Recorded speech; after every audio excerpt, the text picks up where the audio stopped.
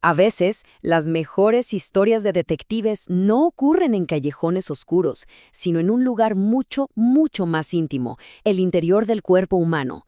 Hoy nos vamos a meter de lleno en una investigación increíble, un rompecabezas eléctrico que tuvo a los cardiólogos desconcertados por años, y todo por culpa de un pequeño atajo en el corazón. Muy bien, esta es la hoja de ruta de nuestra investigación. Primero, vamos a plantear el misterio. Después, analizaremos las dos teorías que competían por explicarlo. Luego encontraremos la prueba clave escondida en el tiempo, revelaremos dónde se conecta realmente esta vía y al final resolveremos el enigma de por qué la señal eléctrica cambiaba tanto. Bueno, todo comienza con una pregunta que parecía bastante simple, pero que en realidad escondía una complejidad enorme sobre cómo funciona el sistema eléctrico de nuestro corazón. Y aquí la tienen. Esta es, digamos, la prueba del delito.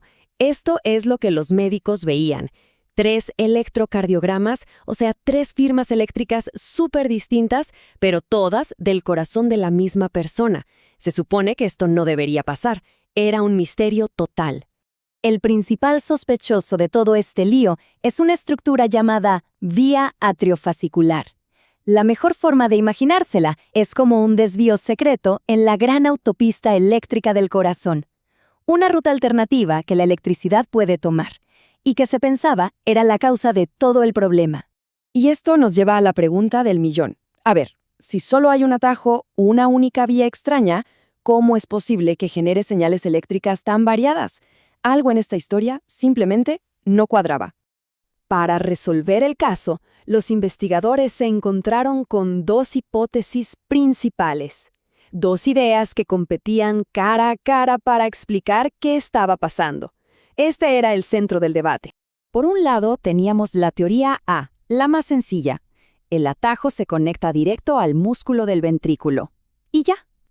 Pero la teoría B proponía algo mucho más interesante, que el atajo no terminaba ahí, sino que se fusionaba directamente con la superautopista eléctrica del corazón, la llamada rama derecha.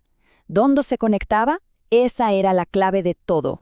Y para descubrir la verdad, la investigación se basó en datos reales, analizando con un detalle increíble las señales eléctricas de 13 pacientes que tenían este comportamiento tan misterioso en su corazón. Como en cualquier buena historia de detectives, la respuesta no estaba a simple vista. Estaba escondida en algo casi imperceptible, pero que lo era todo: el tiempo. El plan fue brillante: medir, con una precisión de milisegundos, cuánto tardaba la señal eléctrica en viajar entre 2 puntos del corazón. Y claro, comparar el ritmo normal con el ritmo anómalo. Primero, el punto de referencia. En un latido normal, la señal tarda, en promedio, unos 50 milisegundos en viajar desde el centro de comando, el haz de His, hasta los ventrículos. Bien, tenemos nuestro tiempo de control, 50 milisegundos. Pero, atención, aquí viene la gran revelación. Durante el ritmo extraño, el viaje de regreso, desde los ventrículos hasta el haz de His, tomaba solo 10 milisegundos. Es 5 veces más rápido. Esta diferencia pero tan grande era la pista definitiva que estaban buscando. Y esta cita del estudio lo deja clarísimo. Una velocidad de conducción tan alta solo podía tener una explicación. El punto clave es que la señal no podía estar viajando por el tejido muscular, que es lento. Tenía que estar usando una autopista de alta velocidad. Y este esquema lo explica perfecto. Si la vía se conectara al músculo, la electricidad tendría que, digamos, nadar lentamente por el tejido para poder llegar al sistema de conducción. Ese viaje tardaría como poco 35 milisegundos. Pero los 10 milisegundos que midieron solo tienen sentido si el atajo es una rampa de acceso directo a la autopista eléctrica. No hay de otra. Caso cerrado. Con la prueba irrefutable del cronómetro en la mano, la ubicación del atajo por fin quedó al descubierto. Se había resuelto la primera gran incógnita del caso. La conclusión fue inequívoca. La teoría B era la correcta. Esta vía extraña no es un camino rural que termina en el músculo. No, es una rampa de incorporación que se fusiona con la autopista principal del corazón. Y anatómicamente hasta pudieron señalar el punto exacto del encuentro. Todo indica que esta fusión ocurre aquí, en una estructura llamada la banda moderadora, que es una pieza clave de la rama derecha. Justo en este punto es donde el atajo y la ruta principal se vuelven uno solo. Ok, ahora que ya sabemos dónde se conecta la vía, por fin podemos responder la pregunta original. ¿Por qué diablos cambiaban tanto los patrones del electrocardiograma? El primer patrón se explica con esta idea de fusión. Piénsenlo, es muy lógico. La electricidad baja por la ruta normal y por el atajo, las dos al mismo tiempo. Al hacerlo, las dos señales se combinan en una sola gran onda de activación, y eso es lo que genera en el electro este patrón tan particular, con un QRS más estrecho. Pero entonces, ¿cómo se explica el segundo patrón?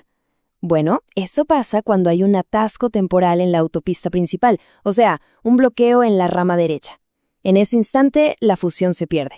La activación de los ventrículos ahora depende casi por completo del atajo, lo que obliga a la electricidad a tomar un camino más lento y complicado. Y el resultado es una firma eléctrica totalmente distinta, un complejo QRS mucho más ancho. Y con eso, el misterio queda resuelto.